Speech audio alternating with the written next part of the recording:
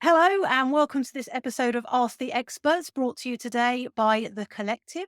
Today I am joined by a very special guest who has every right to call himself an industry veteran since he's been serving the industry, the leisure industry, for around about 30 years. Today's guest is James Taylor. Hello, Hi James. everyone. Hi everyone. Yep. How you doing? Unless you've been hiding under a rock and you've missed every single industry event that's taken place in the last 30 years, you probably recognise James, even if you haven't had the opportunity to talk to him. But James is the founder and MD of TaylorMadeDesigns, TMD for short. It's a UK-based company based in a beautiful part of the country down on the south coast near Christchurch, but with capabilities to serve customers and clients all over the world. Today, James and I are going to be talking about staff uniforms and the importance of those. This is part one of a three-part series. So, other topics that we'll be covering in subsequent issues are loyalty programs and using merchandise to make those a success, and also retail. So, retail for leisure operators. But as I say, today we're going to focus on team uniforms. Mm. So, James, in terms of team uniforms, obviously your speciality, we can see you there sat in your nice showroom down at your Yeah. HQ. Yeah. Um, Opera is actually our showroom. Very smart. So on team uniforms, why should employers care? Why are team uniforms important? I think team uniforms or working as part of a team brings them all together as a collective, as this is called. But being part of a team, everyone promoting the company brand for one reason. Staff don't have to think about what they're going to wear coming to work. They can, say a uniform can be branded in the company designs, made in all the colours of the company. So you're promoting corporate identity. Part of a team, as I say, as you said earlier on, Katie, and when customers walk into leisure centres and health clubs, they can be identified quite quickly. Yeah. So from a visual point of view, they're all part of the team. We're in the same company, colours and branding, but easily identifiable as well. And obviously you've been in this game a very long time. Over the last 30 years, how have you seen styles and quality move on in that time? Has it moved on or are you pretty much delivering the same sort of basic uniforms as Oh you no, were? it's moved on. It's moved on massively. 15, 20 years ago, even further than that, everyone was wearing baggy, not particularly technical material as uniforms. We all remember the standard, not unisex fit. Girls, boys, men, women, all wearing the same type of uniform. And that was what everyone wore. And as fashions have changed over the years, everyone wants to wear things slim fit. Girls wear gym leggings now, as well as slim fit tracksuit bottoms, obviously. But yeah, the uniform has definitely followed fashion for sure. Certainly in leisure, health and fitness, because our customers are certainly asking us for technical materials, moisture wicking fabrics, that sort of thing. So that's particularly important for people like lifeguards and gym instructors that might be in warmer environments. Is that Yeah. right? Lifeguards definitely in a warm environment. They like the moisture wicking material. In gyms, for example, because there's air conditioning, if you're wearing just a polo shirt in a gym, you'd probably get a bit cold. So base layers. Mhm. So customers are now layering up, as we call it. So you start off with a base layer, maybe a t-shirt or a polo shirt. And in gyms, in the gym environment, they'll wear a gilet as well to keep the keep the chill off. Yeah. But so uniforms definitely followed fashion. Yeah. People are wearing things much slimmer fit these days. And that affects the material that people wear, because if someone's wearing a pair of tracksuit bottoms or shorts that is not a flexible material, when they're doing demonstrations, lunges, squats, whatever they're doing, you get split seams. So obviously we've had to adapt our garments to incorporate stretchy fabrics so you don't get that problem of splitting seams. And garments that are worn tighter have to be very flexible. Yeah. So um, And in we terms of in terms of the range that you offer, obviously you don't just service the leisure sector either. You're working across quite a few other sort of yeah, specialist markets correct. as well. Everybody's learning from those different markets, I would imagine. So Yeah. in terms of looking at a leisure centre, and obviously operators want to brand differentiate between other operators as well. What sort of range do you offer? So if someone's coming to you and says, "Look, we've just rebranded. We've got a need across all of our job roles." How do you give them like a bespoke offer that will be unique to their brand, but obviously keep the costs down? Yeah, we tend to generally focus on leisure. So start off with a hero garment, which is generally the top half. So we'll design the polo shirt or the shirt in the customer's corporate colours.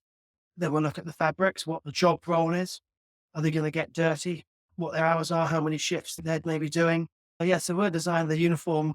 Either they'll use an off-the-shelf item that will embroider or print, because they might not have enough staff to warrant having a bespoke range.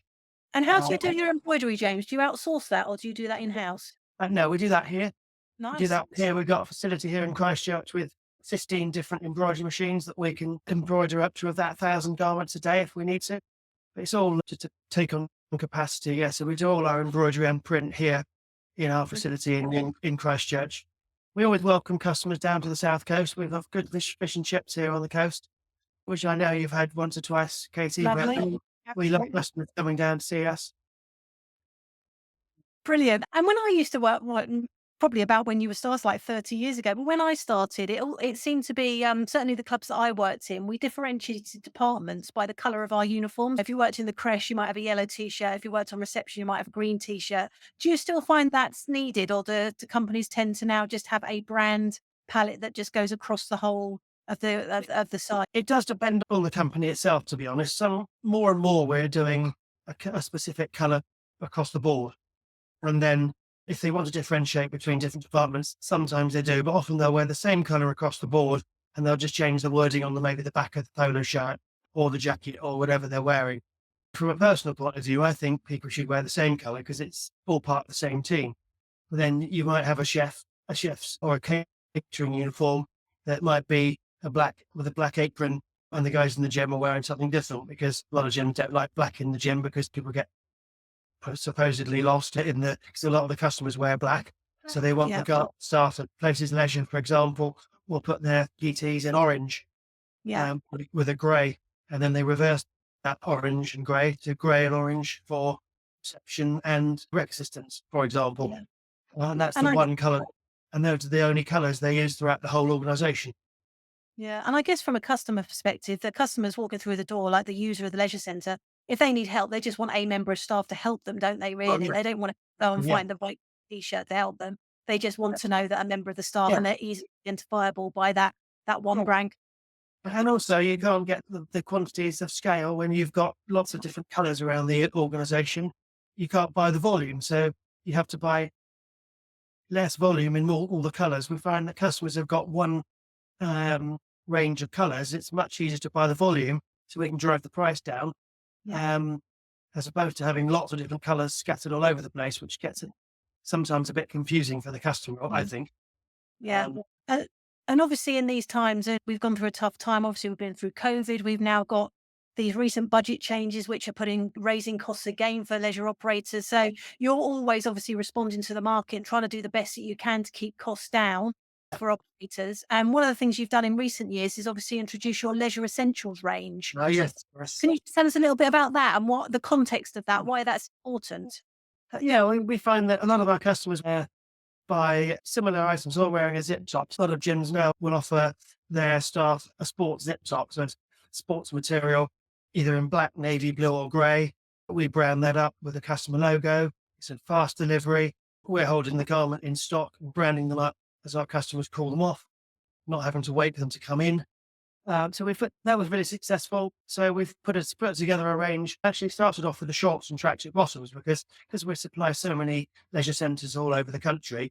Our UK suppliers were running out, so we were then Right. beholden on their stock levels. So now we have our own range. We bring in from factories overseas, hold it all in stock, and we manage our own stock levels so we don't run out. And that was very popular, and so we just expanded that range to different items. Ladies' gym leggings, as I mentioned earlier, your base layers, our own t-shirts, our own zip tops, all in the core colours, which are generally navy blue, black and grey. And that really will service 60, 70% of our clients. Then you'll have 20, 30, 40% of our clients that will want something a bit more bespoke in their own colourway, certainly for the polo shirts and things like that. And then we'll go to the factories and we'll design it, and then to go to the factories and manufacture it for them. So it's a specific garment for them. Then we'll hold the stock here and customers will call it off in the same way through their e-store. And that's the beauty of it, isn't it? They don't need to find massive areas to store this stuff. They can just draw it from their account whenever they need it.